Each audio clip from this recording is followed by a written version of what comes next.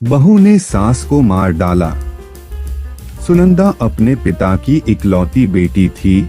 नाम के मुताबिक देखने में भी बहुत सुंदर थी। जब वह अपने ससुराल गई तो उसे उसके मुताबिक ही सब कुछ मिला। किंतु आजकल की लड़कियों को अधिक टोकना, समझाना, अपने मन के मुताबिक चलाना सासू माँ को अब कहाँ रह गया है। एक कहावत तो आपके सुनी ही होगी, जो किया बहू से तकरार, खो दिया उसने बेटे का प्यार। इस कहानी के मुताबिक सुनंदा की सास सुनंदा को हमेशा समझाती, बहू ऐसा करो, ऐसा न करो। नई नवेली बहू को थोड़े ही दिनों में अपनी सासू माँ से चिढ़ पैदा होने लगी। इस प्रकार यह सिलसिला आगे की ओर बढ़ता गया। एक दिन सुनंदा के घर कुछ मेहमान आने वाले थे। सासू माँ बोली, बहू आज कुछ अच्छी अच्छी व्यंजन बनाओ और मेहमानों के लिए चाय नाश्ता का इंतजाम भी अच्छी तरह से होनी चाहिए। बस अब क्या था, इतना सुनते ही सुनंदा गुस्से से लाल हो गई। उसने जल भून कर उस दिन तो काम किया, लेकिन उस दिन के बाद सुनंदा ने चाल चलना शुरू किया। सास जैसा कहती वह ठीक उसके विपरीत करती थी। सास ने भी पुरानी कहावत के मुताबिक बहू को उसके माता पिता को गाली देना, उसे कोसना और बड़बड़ाना शुरू कर दिया।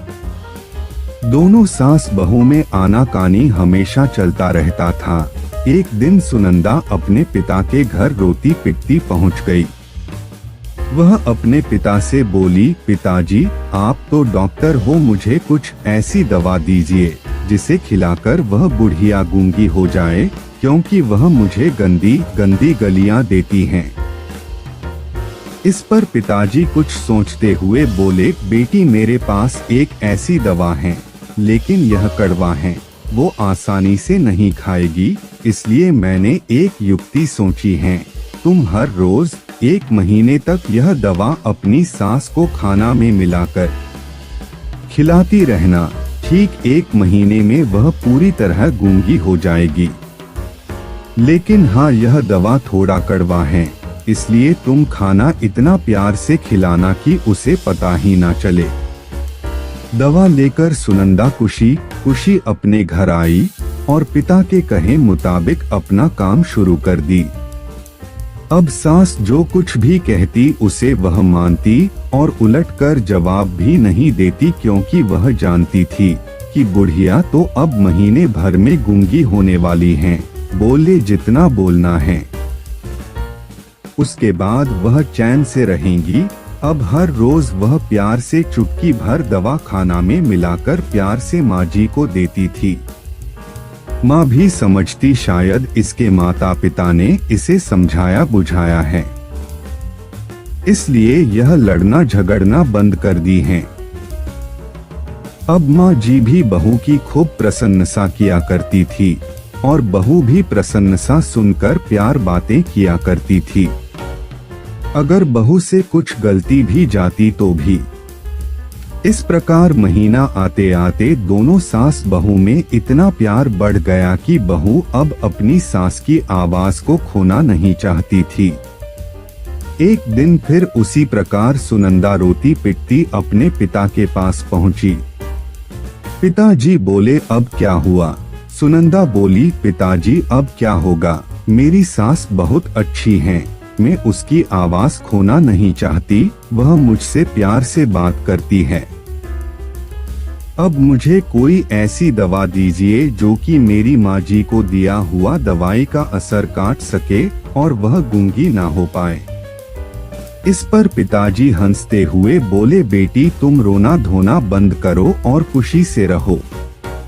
जो दवा मैंने तुम्हें दिया वह कोई दवाई नहीं था, वह रिश्तों में घुली कड़वाहट उतरने की तरकीब थी। अगर मैं ऐसा नहीं किया होता तो तुम शायद आज नहीं सुधारी होती। बेटी इसी प्रकार यदि तुम अपनी सास के साथ अच्छे से रहोगी तो वह भी तुम्हें अपनी बेटी के समान प्यार करेगी। अब सुनंदा को सारी बातें समझ में आ गई थी, उसे अपनी गलती का एहसास भी हो गया था। वह वापस अपने ससुराल चली आई। इसके बाद दोनों सास बहू प्यार से रहने लगी। उनके बीच स्नेह और अपनापन का भाव आ गया और घर खुशियों से भर गया।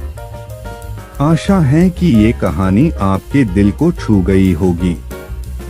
यह एक सच्चाई है, अगर बहू अपने सास का प्यार पाना चाहती हैं, तो उसे भी अपने सास को स्नेह देना होगा। जिस घर में सास बहू में स्नेह होता है, वहाँ हमेशा खुशियाँ आती हैं।